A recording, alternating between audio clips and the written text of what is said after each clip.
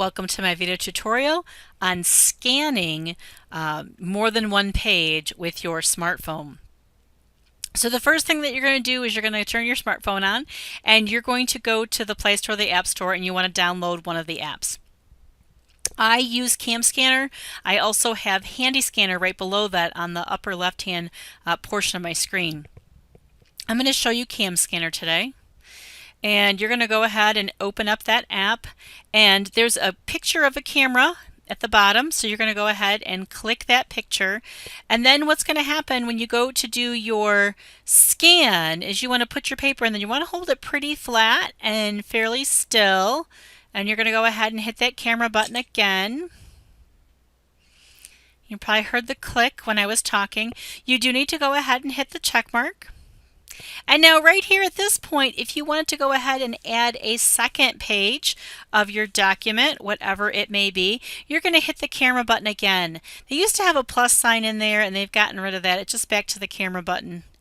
Might be a little bit easier. And you're going to go ahead and hit that camera button. Mine's a little bit crooked, but I think it's okay. And you're going to hit the check mark. At this point, you can rename your doc. You probably don't want everything to be called new document. Mine is graded assignment that I'm using here as an example. So I'm going to go ahead and hit OK then. At this point, you can do a couple of different things. Right now it's saved as a nice document for you.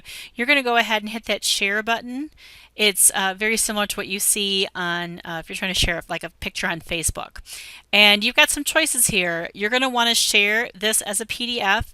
It always seems to look a little bit better when you do that.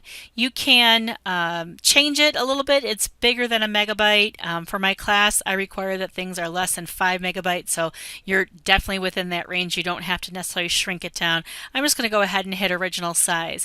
Now at this point, you've got some choices that you could make. You can email it to yourself. Don't email it to me. You can email it to yourself. You can add it to your Dropbox. You can add it to your Google Drive, etc.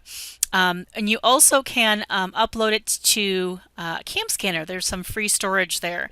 So most people would go ahead and hit email and then just email it to themselves and then go ahead and download that there as well. So I'm just going to go ahead and type in my own address there. I'm going to go ahead and hit send, and you would be good to go from there. So again, you could add to cloud storage if you wanted to.